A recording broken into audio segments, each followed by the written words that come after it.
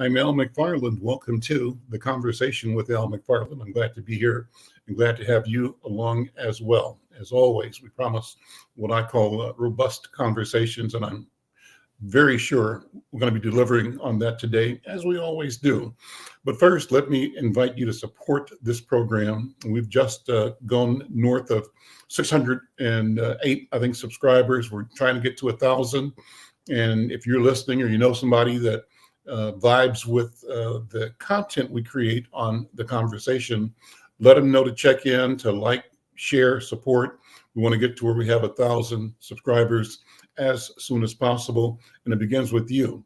And for my guest today, by all means, please subscribe, and please tell your subscribers, your friends, and your contacts to subscribe to the Conversation with Al McFarlane. You do that by going to YouTube / Insight News MN. That's our YouTube channel. By the way, though, we're streaming on our own Insight News YouTube channel. We also are streaming to the Black Press of America at Black Press USA, their YouTube channel.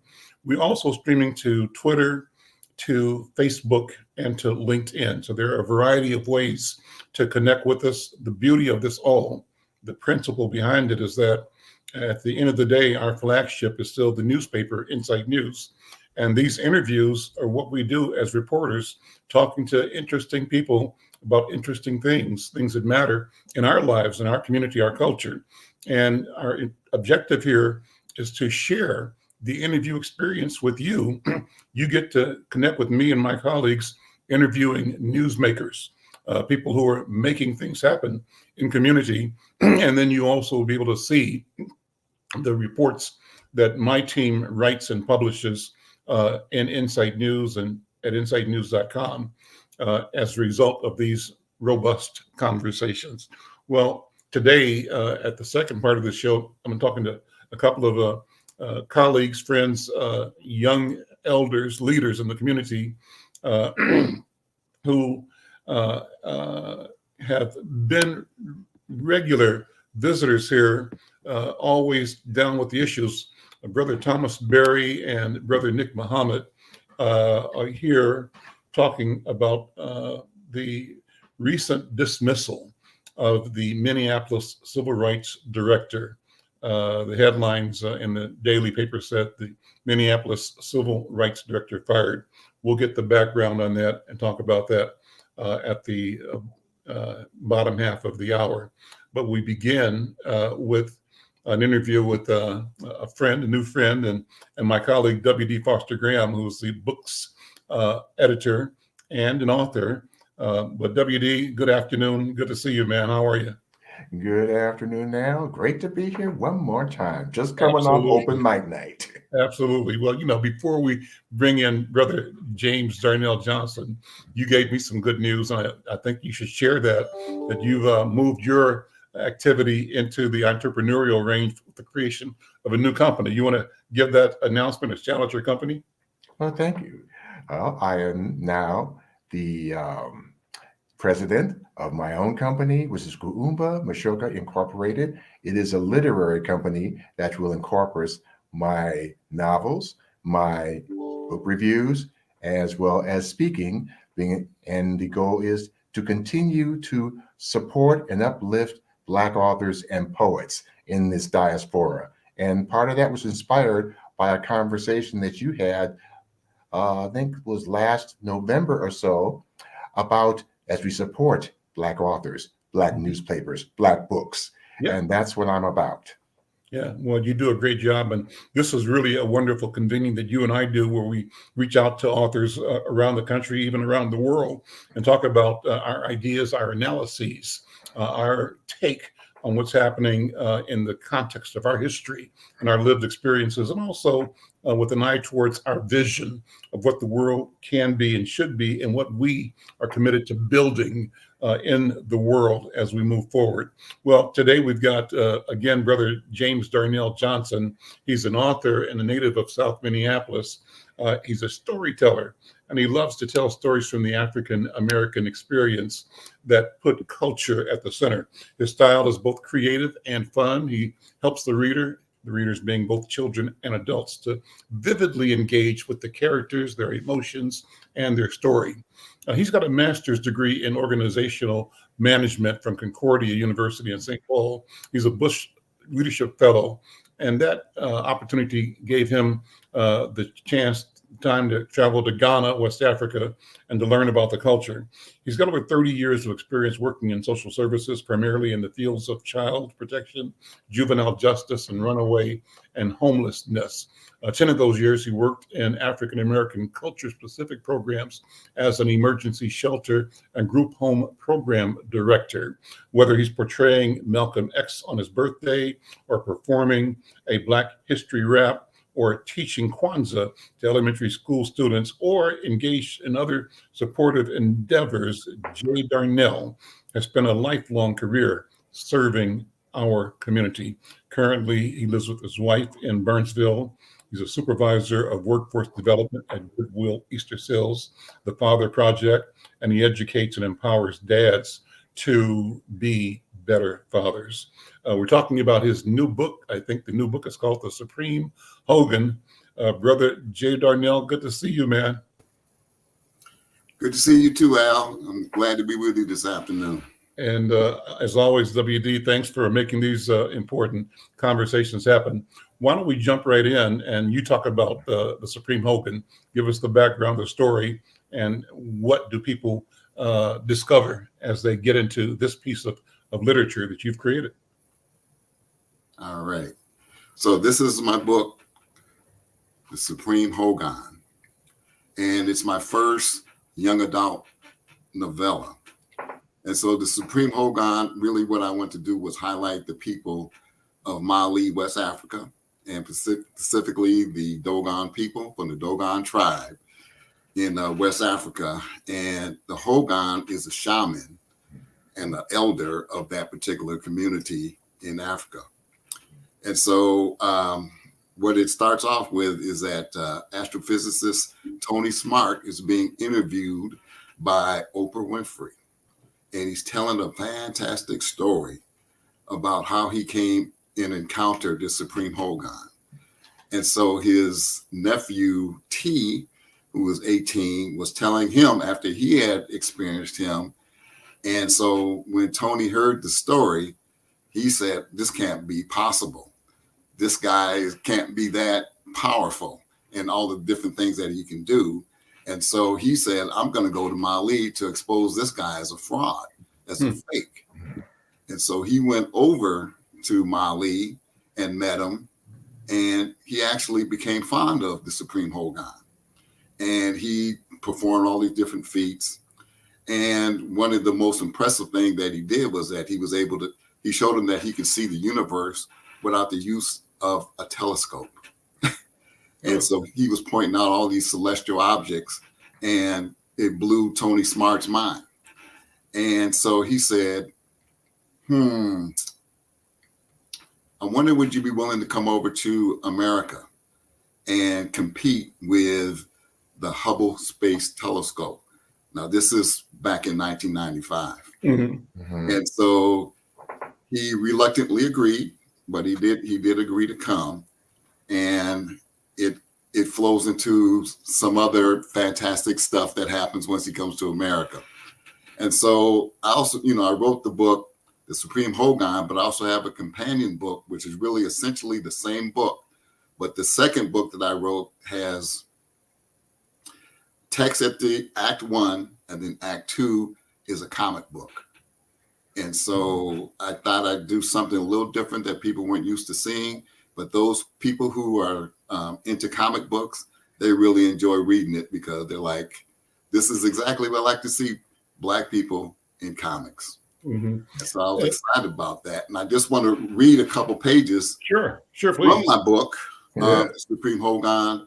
And in context, this is when Tony Smart's nephew, T, is telling him about his experience when he encountered the Supreme Hogan.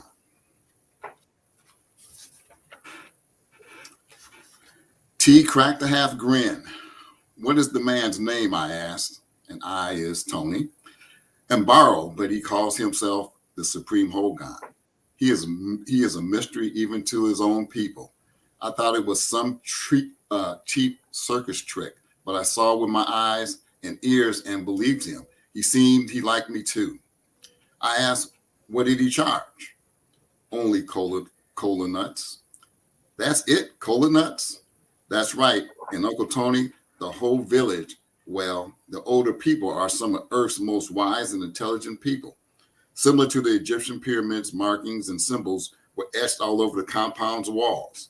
I saw drawings of circles dividing. Mitosis, I questioned, preposterous. Symbols of the double helix of DNA. Genetics, that's absurd, I shouted. T continued. There were diagrams of orbits of the sun, the planets, their moons, and what looked like vibrating strings. String theory, outrageous. I told you the Supreme Hogan has mad skills. And I told you, cut the Ebonic vernacular. But Uncle Tony, the Dogon were rapping about the universe and how it was created from the big burst. The Big Bang, time, and creation? Right. Now that's ridiculous. Indeed, I have even saw a carving of what looked like electrons orbiting a nucleus. Quantum mechanics? Now that's laughable. I said with a chuckle. I took a sip of beer and asked, you mean to tell me you believe a peasant farming, ditch digging, chicken neck wringing African knows all these things? Yes, Tony said with a very stern look. They have no business knowing any of this, I shouted in disgust. You know, T said, that's what the MIT professor from back in the day said about them exactly, too, and he was also wrong. Well, it's true, I said with disdain. People who still live in the Stone Age, living on mountains and cliffs, isolated from the real world, could not have known this. But wait a minute, I paused. I remember hearing about the Dogon, knowing about the Sirian star system and 4 moons of Jupiter, but I always thought the real scientists debunked it. Wow. Well, I love it. I love it. That's great. When did you write this, and what was going through your mind? What was driving you to spin the story, to bring the story to life? It was, Al, back in the late 80s, I read a book that was edited by Ivan Van Sertima. And it was called Blacks in Science, Ancient and Modern. And that's when I got introduced to the Dogon people and all the fantastic things that they're able to do, and they still don't understand how they did it. And so I just said, that is so impressive, because it's an African people who people think are just primitive people, but they're able to show the different technologies that they have through writings and drawings and discussions. It's like, are they really aliens? Did they get educated by aliens? That's what some of the ancient astronomer physicists say. Where did you guys get this knowledge from? And they can't figure out how they were able to do all of that. And so as I was thinking about them throughout my time, and I wrote my first novella, it was called The Opening. I had a piece of them in there, but I called them Planet Hawks. And so I always had that imagery of them being able to do all these fantastical things. And I thought it would be a good story to write. We'll take a minute and give the elevator version of the description of the Dogon people. Why are they known, and why is what they have done and what they continue to do so important? And why is it still hidden from much of the world? And every now and then someone would say, oh, this must be one of the Dogon people. A lot of people don't know about them because some of them look at them as a fake. This is not true. There's no way possible they could have even known about, the 4 Jupiters, the moon, about the star Sirius, and that it had a companion star called Sirius B. They're saying, how in the world could they do that? They don't have any telescopes. They don't have any real writing systems, quote unquote. And so it's something that you see sometimes in documentaries where everybody's just trying to figure out how can they possibly know how to do this. And African people running around with just shorts on. Mhm. You know, how did they understand all of this technical information? And so that's why that was kind of the impetus for writing it. And so when you went to Ghana, I was pleased. We may have talked about this before, but tell me again about your experiences in Ghana. What was the occasion that brought you to Ghana, and what was the Ghana experience? And how did that help inform your writing and this project in particular? If this came before this project, I'm not sure. Yeah, it did. Mhm. And it's funny you should mention that, because when I was talking to the people in Ghana about the Dogon in Mali, Mhm. and they just looked at me and said, "What? You heard of the Dogon people? That's impressive." They were really happy. I was able to bond with them once I introduced myself as, having knowledge of the Dogon people in Mali. Mhm. And over there, they were just like brothers and sisters here in the United States. Mhm. Warm, welcoming. They could have been your cousin. They could have been your uncle. They could have been your grandparents. And they just had such a community feel to it that it just made you feel at peace. Where all did you go in Ghana? Accra? Did you go up to Cape Coast or to Mali or to Cape Coast. Ghana or Kumasi? Did you make all those? Yeah, Kamasi. Yep. All of those went to the slave dungeons. Mhm. And experienced that door of no return, Mhm. where I cried and just sat there and just looked at the walls, and the walls seemed to be talking to me about the experiences from the, waiting for the slave ship to come, Mhm. and, the smells of some of the excrement that was still Mhm. inside. And once you left that door, you're never coming back. Mm. And you're heading to the Americas. And that was just a powerful time. And the people were so knowledgeable about that history, and they pride themselves on being part of the African Americans in the United States, because a lot of us came from West Africa. Mhm. Many. Have you been to Africa yet, WD? I have not been there, not yet. Okay. But I do know this. I know that my father traced part of my ancestry back to Ghana, and on my mother's side is traced back to Nigeria. Mhm. Yeah, that pretty much mirrors mine. My mother's side is Nigeria, 99% Yoruba. And then my father's side, a combination of Ghana, but also into Europe, which is, I suppose, where the slave name came from, Uh, so listen, well, I'm loving that you are meditating and writing. And I'd say as a novelist, you're probably also what's the right word for it? Writing almost in a prophetic voice, imagining what can and should unfold. Does that make sense to you? Does that apply to you? Yeah. Afrofuturism is what it is. Mhm. If you have an imagination, it's no telling how far you can go, Mhm. but you have to be able to see it. And so when I write, I paint a picture in my mind Mhm. of kind of how I want the story to go, and how I want the characters to be placed in it, and how the arc of the story goes from beginning, middle to end, Mhm. and how in the end people read my books and they go, "I got so much more educated than I ever could have." Ah. I could see, not only just feel, but I could see the characters moving in the book. Mhm. Who do you read? Who are you enjoying of late? What are you reading right now, for example? And then what have you read in the past couple of years that really, gets you fired up and makes you want to quote them, and makes you also compare your approach to their approach? It's always Octavia Butler.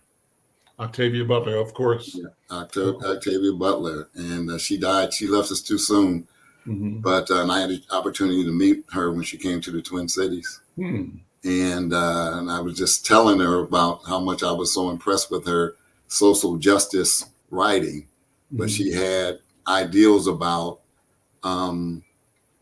female leads in her books that just kind of took me to another level of understanding because she was always fighting against injustice. Mm-hmm. And so the way she just wrote it and the way she used time travel to create scenery is just so special. It just made me want to write just like her. Mm-hmm. So my question, brother Darnell and W, jump in here too. Mm-hmm. How do we, with intention, create a script that is composed, write a future, plan? Writing is planning, right? And imagining, but documenting and setting forth what we've imagined. How do we, through our literature and other tools, ensure that our bid for freedom and equity and justice is not only imminent, but also inevitable? What do you think? I just think that when you create something, it can always build upon something else. Mm-hmm. And we always know that someone, you've experienced so much that you don't even necessarily know where you get the ideas from, Mm-hmm. but you have a life, you have a history, and you have experience. And then it just pops into your mind and it just builds on top of one another. And it takes you to places that you never thought you'd be able to go to. And other people piggyback on your story. Mm-hmm. And maybe not even necessarily knowing that they are, but they just may have heard it. And then it kind of gathers steam and other people start writing it somewhat, close to the genre that you're writing in. And then it kind of takes, sometimes they turn it into something else. Like I've done in some of my books. I've heard a story before and I turned it into something else, and I turned it into something that's more culturally appropriate for African Americans. Mm-hmm. And voila, you have it. Here it is. W.D., what do you think? Well, I think that's also true because I have a prime example of that. Last week, I did a tour of the Givens collection at the University of Minnesota Elmer Anderson Library, and just of the materials I read, this is what we ourselves today were doing on those who came before us. Because for example, I read a poem from Phyllis Wheatley's collection of poems, and it was the first book published written by an African American, and then you see some books from the Harlem Renaissance, and also periodicals from the Black Panther Party and stuff. And you see how, in some ways, we may not be conscious of it, but in certain ways, we as writers and wordsmiths have built upon that history. That's awesome. Another book you're working on, or a new book you got, or other books you have, Brother Johnson? Yes, sir. I also got this new journal hot off the press. It's called Chopping It Up with Queen Azina and Black Girl Magic. Wow. And so what happens is I have Queen Azina in some of my past stories. Mm-hmm. And so I created that character out of a similar character that was developed in West Africa called Azina. And Queen Azina is the queen of the Aziza people. She's a butterfly lady. She's real tiny, but she's real beautiful and she's real powerful. Mm. She can make a lot of good things happen out of bad situations. And so I added in Black Girl Magic, which is new characters. And I named them after my two granddaughters, Talia and Amani. And so I'm calling them Black Girl Magic. And I just want to read a little bit out of this journal, which is a voter suppression and voting rights journal for Black people. Mm-hmm. And this is a journal for teens. And so this is Queen Azina, who was asking Talia and Amani about why they call Black Girl Magic. Azina: hello, Talia and Amani. Put your phone in your purse or your pocket and put it on silent so you won't be tempted to answer. Let me introduce myself. I am Queen Azina, queen of the Aziza people. I want to welcome you to my lair. Talia, lair? You mean Ant Mound, don't you? Ha ha ha. Oh, that's right. You live here. Azina, Talia, I see you got jokes. Anyway, I want to talk to you about a more serious subject. It's called voter suppression. So girls, why do you call yourself Black Girl Magic? Amani, first, all jokes aside, Talia, I want to say that we are honored to be with you, Queen, and chopping it up at the Ant Mound. But to answer your question, we want to show you that our beauty is untouched, our swag is too much, and our thoughts are too rough. Our skin is brilliant with melanin, and our legacy is filled with dopeness. Azina, phenomenal woman, that's you. No, Black Girl Magic, that's us. Talia, I'll give it a shot. We are sisters born from the same mother, but different fathers, drinking from the fountain of purity and eating knowledge and spitting out wisdom. We are beauty, power, and resistance, all rolled into one. The sum of us is more than any of us. Our unity is in our Black Girl Magic. It is our superpower. All Black girls have it. Amazing, wonderful, man. Great, great, great. Well, how do people get your books? Where do they buy them? They can go to my website. Mm-hmm. And my website is jdarnelljohnson.com. Okay. We got to put that up here. Yeah. Is it on there?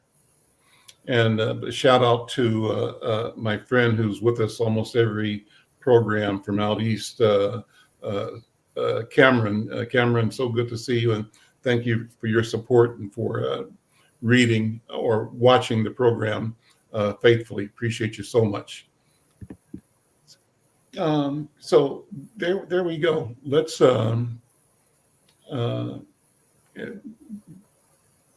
WD, any final comments here for this section? Well, for this section, I'd like to also let our viewers know that we have 2 literary events coming up on this weekend. For Saturday, September 24th, that you will be able to meet James Johnson at those events. Not September 24th. Excuse me, February 24th. Excuse me, my bad. I'm sorry. February 24th. Okay, the first one is being sponsored by the Minnesota Black Authors Expo. It'll be at the Brooklyn Park Library, located 8500 West Broadway in Brooklyn Park from 1:30 to 3:30 p.m. And the theme is bringing books to life for Black History Month. The second event will be sponsored by St. Peter's AME, and the theme is We Are Wordsmiths, and that will be, again, Saturday, February 24th at St. Peter's AME Church, located at 401 East 41st Street in Minneapolis from 6 p.m. to 8:30 p.m., and you'll get to meet a variety of authors and poets from diverse genres. Hey, come out, meet, greet, and support our awesome wordsmiths. Awesome. Wonderful, wonderful, wonderful. Listen, stick around, guys. We're going to turn the conversation to our next guest. And before that, we'll take a quick break and come back and bring in Brother Nick Muhammad and talk about the issue I mentioned earlier. Nick Muhammad is going to be talking about the firing of the Minneapolis Civil Rights Director. And Nick is joined by his colleague, our friend, Thomas Berry as well. We'll be right back in a second. Are you or someone you know recovering financially from the COVID-19 pandemic, the lockdown, or any other reason? If so, help is available.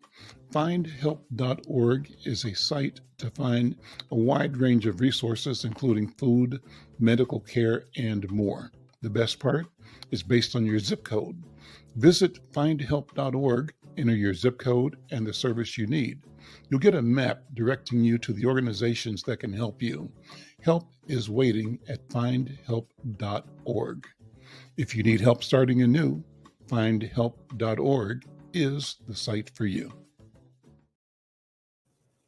I'm Al McFarlane. Welcome back to the Conversation with Al McFarlane. And Thomas Berry and Nick Muhammad are joining me now to talk about a news item. I've got a couple of background pieces here. An article in the Tribune entitled Minneapolis Civil Rights Director Fired. I think it was published a couple of days ago. Reports that the firing of Civil Rights Director Alberder Gillespie due to her deemed quote unquote immediate threat to the city's ability to reform policing, according to a court-approved settlement. Mayor Jacob Fry, upon recommendation from the city operations officer, Margaret Anderson Keller, terminated Gillespie's appointment. And the decision stemmed from Gillespie's alleged failure to address complaints of police conduct promptly, as required by the settlement following the 2020 murder of George Floyd. Gillespie's conduct, described as uncooperative and obstructionist, led to a backlog of cases within the Office of Police Conduct Review. Critics of the city's oversight process expressed vindication, citing longstanding concerns about accountability and transparency. Gillespie's tenure, which began in November of 2021, ended abruptly, affecting the city's efforts to address policing issues. Well, Nick and Thomas, why don't we have you guys unpack this? What's the story behind the story? Brother Thomas, let me leave with you. Well, I'll tell you the story behind the story. Well, first, thank you, brother, for having us on. And kudos to those brothers in the previous segment. We need more children reading. We definitely need higher reading scores around the country when it comes to our youth. So kudos to them. But to the city, I want to say that the story I almost read is one of the fictional books that Brother James state that he writes. If you know anything about Sister Gillespie, we know that she is a champion of her people. And when it comes to dealing with accountability from the police department, she would be the person that would hold up the process. One of the things that I find appalling in this entire thing is this is the fifth Black, public servant that this mayor has embarrassed publicly inside of the newspaper. He reprimanded Chief Arredondo. That's what led to him leaving. He reprimanded Dr. Cedric, what's the brother's last name? He reprimanded him Cedric Alexander for some things that he stated online. He's also called City Council member Robin Walmsley, a liar in the public. And then here we have Taisha Green last year with the Black Expo, right? Remember they made her scapegoat of all of these things. And then here we have Alberder Gillespie. Now, the irony is that if you take Taisha Green and you take Sister Gillespie, they both have been reprimanded during Black History Month. And they are being told that they are withholding or standing in the way of progress that will benefit their people. Now, the irony of that is that I personally have been in meetings with the mayor to watch him lie, to state that he didn't know who's in charge of internal affairs, to go down the hallway to run into Sister Walmsley, who told me no, it's a strong mayoral system. He is now in charge of internal affairs. So when he said that he didn't know who would be in charge of reprimanding the current police chief for lying about being in the interview process with Officer Timberlake, who had been fired from the West Virginia police precinct, the mayor flat out lied. Now, Alberta was not inside of that meeting. Alberta didn't hire Officer Farley, who stepped down right after the Timberlake situation because he said he had a spotted fast. And you know what he was hired to do? He was hired to review citizen complaints about police officers. Now, I don't know about anyone, but if I had a kid that suffered with stuffing his face with cake, I don't know if I would put that kid in charge of watching the bakery while everyone else is gone. And then blame someone else for being, obstructionist. It doesn't seem like Alberta was obstructing them of anything. And what I've heard for some of the people inside of her camp was the main thing was Sister Alberta was standing in the way of giving public information from complaints that citizens were making about the police. She was not going to turn over those names to some of the folks who are police friendly and breach that firewall between the citizens and the police department. She was doing her job. She wasn't obstructing from anything. She was just doing her job. And one last point before Brother Muhammad gets in here. They say the lie travels around the world 10 times before the truth gets out of bed. Part of the problem with Jacob Fry is he's been able to tell many lies on our community. And one thing, Jacob, what you kind of forget is when everyone else wanted your head after George Floyd, it was our community who stood packed with you. We stood packed with you because of Chief Arredondo. Had we known that you were going to throw the chief up under the bus, we wouldn't have stood packed with you. Had we known that we would be here with Sister Gillespie, we would not have stood packed with you. What you are doing, and is what I've said plenty of times, you are an illusionist. You give the illusion as if you want to give progress, that you are about progressive things. But the reality of it is it's the same old same. Brother Nick? Yes, thank you, Brother Al or Elder Al, for having us on the program. And to add on to Brother Barry's assessment, I found it interesting when I was reading the article that was put forth in the media that the person taking the credit for leading the charge of removing Sister Gillespie was Margaret Addison Kelleher. And that struck me as odd. I was like, what is a former state representative who retired? Now that I thought about it, like, why is she all of a sudden popping up back in Minneapolis politics?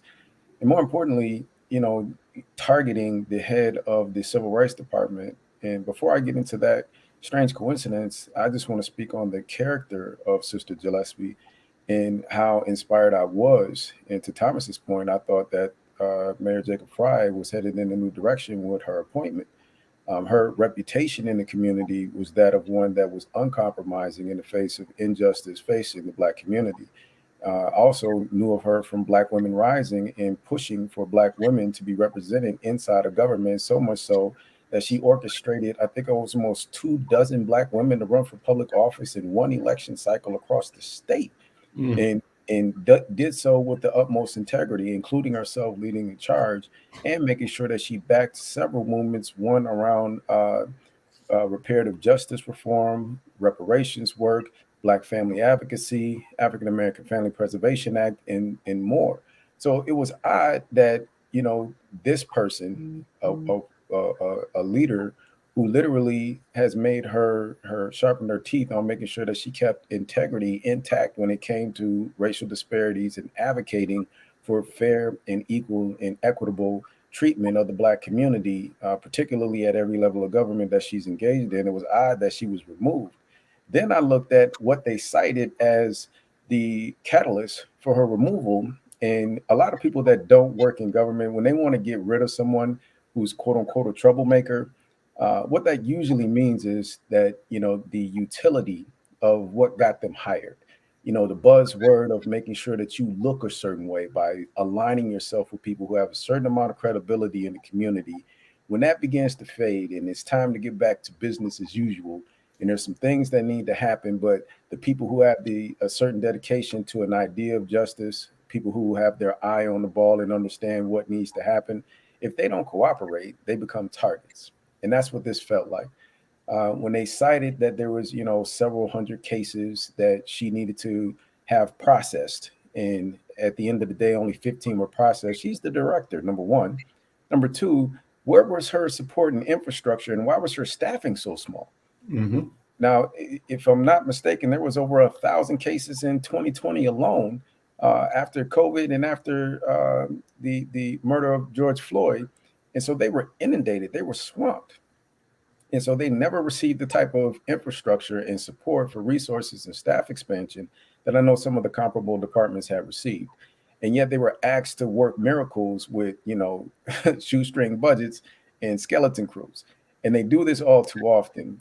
Now, the irony of Margaret Ellison Kelleher laying her out to dry was kind of shocking to me, because when I seen her pop up in the administration, I was saying to myself, like Thomas said, when we first heard about Jacob Fry, there was all of this progressive forward movement and we're going to do things differently. So when she popped up, I was like, she is establishment, protocol. Like, she is the establishment. She's the old school, blue dog, pseudo racist Democrat, trying to be Minnesota nice prototype. So how did she end up inside of such a progressive young administrative mayor's administration? So when I seen that, I was like, oh, okay. we've moved beyond trying to appear like we're progressing in a new direction. And so when this whole ordeal began to roll out, I find it ironic that not only did they fire the first Black woman I've known to head over that department for the city of Minneapolis, but they also fired John K. Jeffries in the same day. So a Black man and a Black woman over the civil rights department in the same day from a What woman. was Dante's role? What was his role? He was he oversaw the police conduct board. Okay. So he was supposed to be a part of making sure that certain protocols were taken care of it during as a result of the settlement, and making sure that certain trainings and things that were supposed to happen with these officers took place. However, what Sister Gillespie understands is that the root of this problem goes far beyond a training. And so she was not willing to just sit and act as if you check this box off, problem solved. We have one of the most vile police departments in the country, so much so that it took us, offering an astronomical salary to get anybody to even act as the interim chief of police, let alone want to take on the realities of that position. She understood this. So for them to boil what is necessary in the city down to a couple of reports, it just shows the racial disconnect of the people who are in charge of pushing her out of the way. And I think Jacob Fry would do well to, re-examine this. I don't think that, once you spit in our face, you're not going to be able to just clean that up. But I think there's a lot to be understood about what we're looking at and who we think certain leadership is based on the people that they're bringing in to represent the community. And we'll start there. And so where were her and how have her allies on city council showed up? The city council is a unique, in a unique place right now, I think. Take a minute to dive into how you describe Minneapolis City Council, number one, and how this particular incident, if at all, touches or is touched by the leadership at City Council, the progressive leadership. Well, I'm going to do something different. Typically, I just throw them under the bus, but today I'm going to say they got potential, but they have to mature. They have to move beyond the self-gratification and ideas of their own, and they have to think about the broader city and families in the city. That's the only way to sustain a city, not think about the individuals in the cities, but think about the families. And I think maybe a few of them, I heard that Robin Walmsley is running something for Sister Gillespie next week where people will be able to come out and speak on her behalf. But we haven't heard much from the other members of the city council. And brother, I want to say that I'm always appalled when I see Black folks being mischaracterized and other Black folks sit back and be quiet. That to me allows me to understand who you are as a leader. Because all Black folk who are in leadership roles, our job is always to speak truth to power. We're not supposed to go along to get along. We're not supposed to be, even if I have a disagreement with another Black leader, I'm never going to allow them to be thrown up under the bus so that we can continue white supremacy. And I think the city council, as well as Black leadership across the board throughout the Twin Cities, we've wasted the George Floyd moment. And this is what we're dealing with now. They're thinking that everybody's turned their eye to it all. As Nick stated, they're cleaning house. All of the DEI positions, that's diversity, equity, inclusion, they're doing away with those positions. What they're trying to go back to is pre-George Floyd. They want to go back to busting heads. If you think that's not the truth, ask yourself, why would they hire Officer Timberlake to begin with? If the West Virginia Police Department said that, hey, man, you're too rough, you're too vile, you're too racist, we don't want you here, why would the city of Minneapolis say, come on down, you're the next contestant on The Price is Right? And according to him, he told him who he was. He told him exactly who he was inside of the interview. And then here's the other thing that a lot of people may be sleeping on in this situation with Sister Gillespie. This also takes the headlines off of Mayor Fry again, because just 2 weeks ago, we just had the story about the young brother in the county who died a few years ago. And what did they do with that deputy that watched that young man die on the floor? They hired him as a police officer. Now, correct me if I'm wrong, Brother Al, Brother Nick. Isn't there a young man currently in prison today for watching George Floyd be suffocated to death? Now, if you were trying to change, why would you hire a deputy who saw that inside of the county? Why would you hire him to your police force?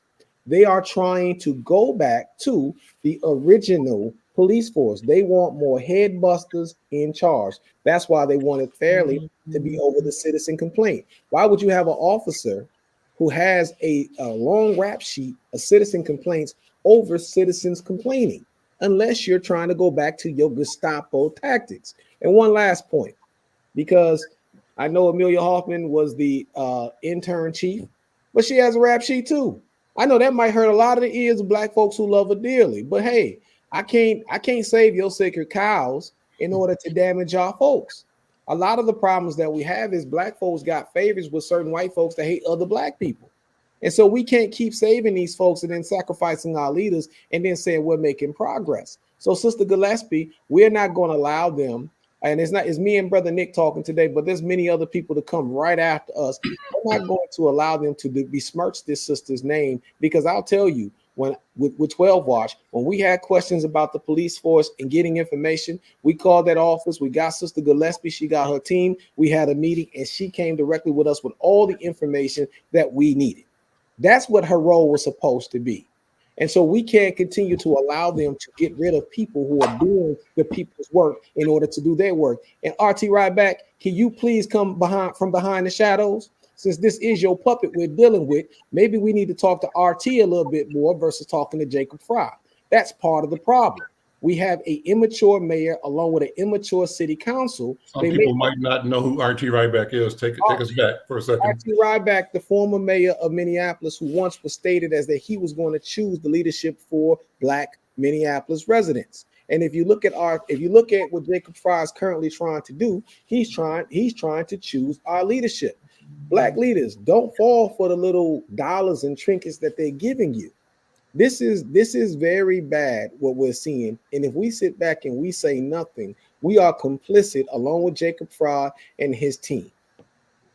I'm Al McFarlane. This is the Conversation with Al McFarlane, talking to Thomas Berry. You just heard him, CEO of 12 Watch app, and Nick Muhammad, an American citizen, he says, but also principal in the Black Civic Network. Nick, jump in there. What about this? And before you do, thanks to Jasmine Clopton and to viewer, listener Kells, and again to Cameron for high-signing or endorsing the comments that you all are making right now. And Kel says, thank you, Brother Thomas. It needed to be said. So thank you, Kels, for making that comment as well. Oh, that's the champion, Sister Khalees Houston. Shout out to that sister. You got to have her on the show to talk about the African American Family Preservation Act. Absolutely. Organizer will make it happen. Yeah, right on.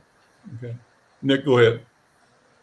So in addition to what Brother Thomas is pointing out, I think one of the main things that the city council has an opportunity to do at this moment, right now, what just happened with Sister Gillespie and Brother John Jeffries is a step backwards.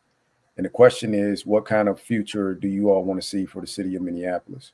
Are we trying to regress or progress? And this is one of those defining moments.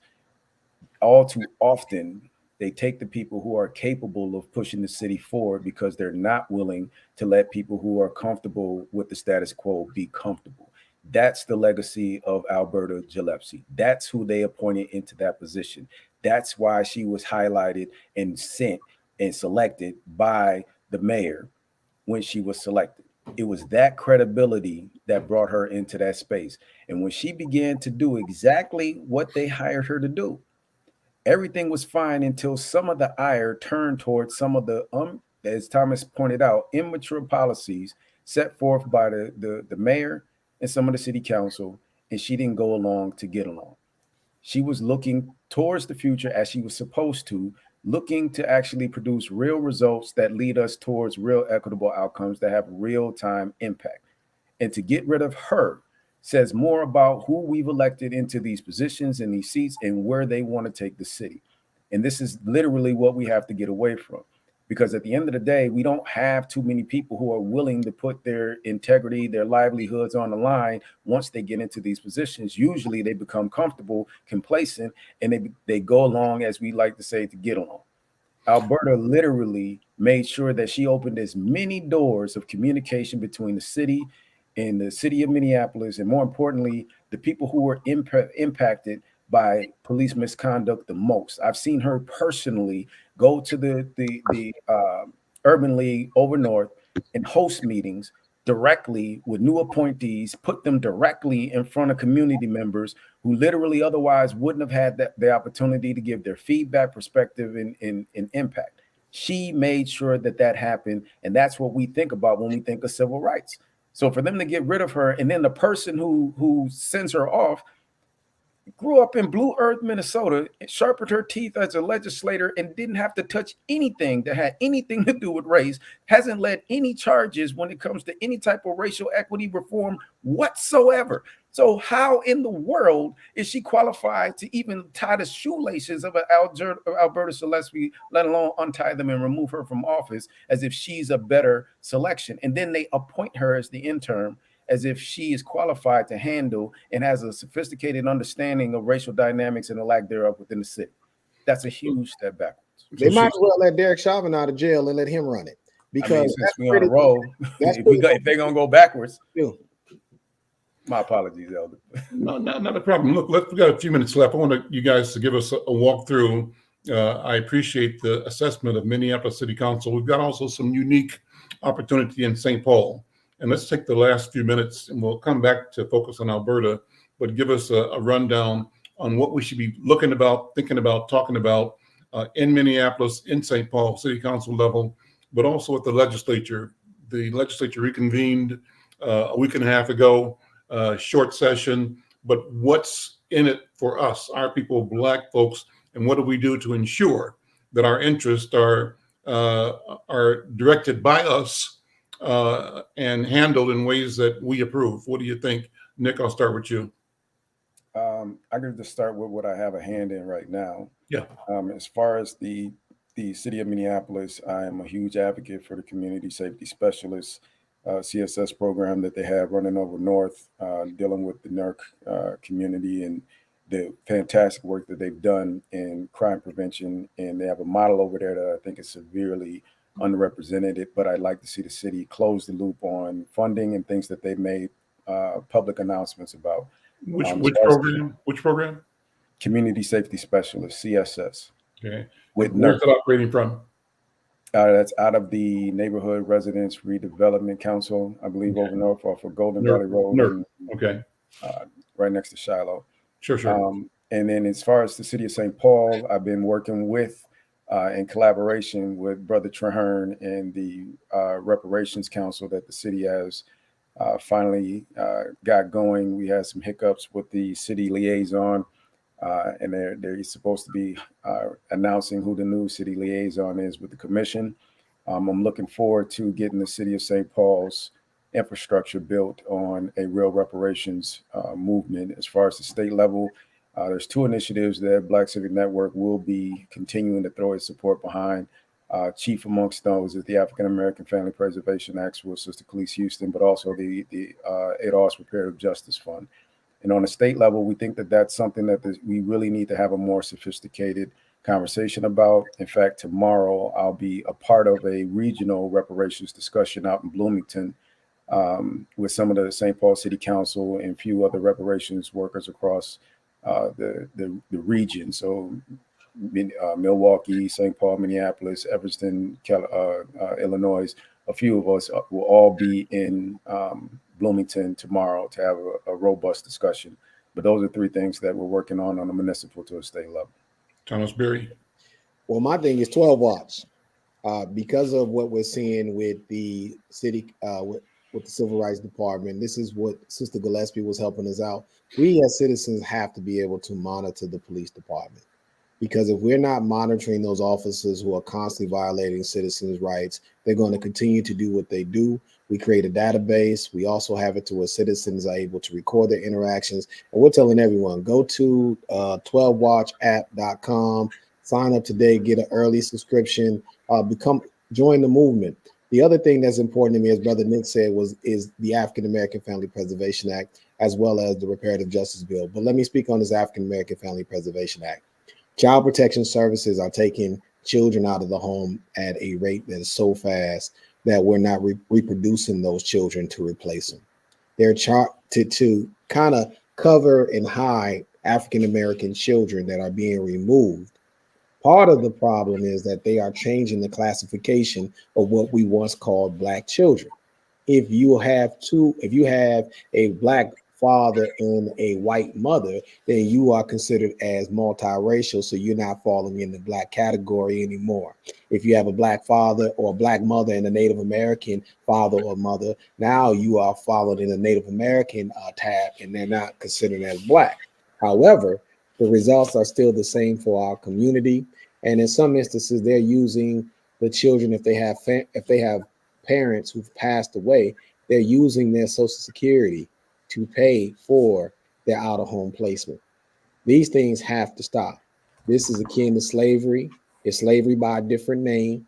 And if you want a rate or idea to know the projection of what's going to happen, 70% of the children that are in juvenile detention centers in the Twin Cities right now are former fosters of the state.